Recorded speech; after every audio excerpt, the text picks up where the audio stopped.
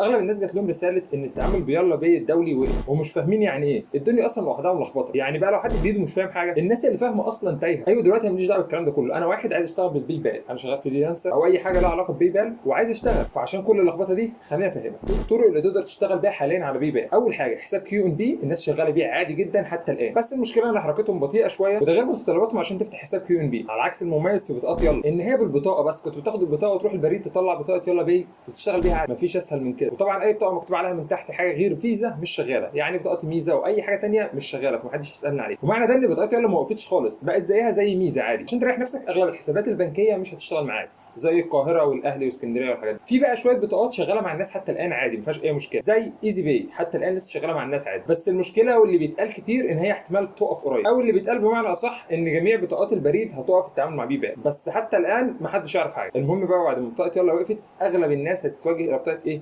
ايزي باي. المفروض اشغلها بكره واتاكد ان هي شغاله تمام، انا لسه جايبها النهارده عشان اقول لكم تجربه حقيقيه ان هي شغاله تمام ما فيهاش اي مشاكل حتى الان. طبعا عم اتفعل على باي بال هجربها، مع ان اغلب المستخدمين اللي بيستخدموها قالوا ان هي يعتبر بس شغاله عادي، بس عشان ابقى متاكد من المعلومه اللي بقولها لكم هبلغكم النتيجه دي على فيسبوك او انستجرام، او ممكن اسيبها لكم كمان في الكومنتات تحت. ومن في طرق ثانيه شغاله ومريحه برده لمعظم الناس زي بايونير مثلا، برغم ان في شويه عوائق في بايونير، بس في ناس كتير جدا شغاله ببايونير والدنيا معاها تمام ومريحين دماغهم. يعني الناس بقى اللي شغاله فريلانس هم فئه كبيره قوي، هيسحبوا فلوسهم ازاي؟ واغلبهم معهمش حسابات بنكيه كانوا بيستخدموا البطاقات اللي هي بتستخدم بالبطاقه. فهنا بقى جت المهمه الاصعب، انا هجرب اكبر طرق من الطرق تنفع تشتغل عن تجربه شخصيه، وهقول لكم الطرق بالتفصيل على فيسبوك او انستجرام. هسيب لكم على فيسبوك بوست مثبت مكتوب فيه طرق تفعيل بي بال واثبته، وكل الطرق الجديده اللي هتشتغل عن تجربه شخصيه او عن تجربه ناس شخصيه انا واثق فيهم جدا هكتبها لكم على البوست ده. وانتوا كمان هتعملوا نفس الكلام، الناس اللي جربت طرق واشتغلت معاها تمام بس عن تجربه شخصيه هم اللي جربوها بنفسهم، عشان التجربه تبقى منقوله عن مصداقيه، يبقى هو اللي جربه بنفسه مش حد صاحبه جربه او حد زميله جربه او اي حاجه. يكتب في الكومنتات الطريقه اللي اشتغلت معاه، ولو عرف يكتب ازاي يكتب كده عشان الكل يستفيد، او عشان اقل كومنتات الفيديو ده تبقى مرجع للناس اللي تايهه او الناس اللي عايزه تجرب تستفيد من بعضها. وزي ما قلت لكم انا اغلب الطرق اللي هجربها هكتبها لكم، وانا هكون متابعكم بكل جديد. ما تنساش تعمل لايك وسبسكرايب للقناه عشان تكون متابعني. هسيب لكم رابط فيسبوك وانستا تحت في الديسكربشن. انا احمد زيرو، اشوفكم في فيديو جديد.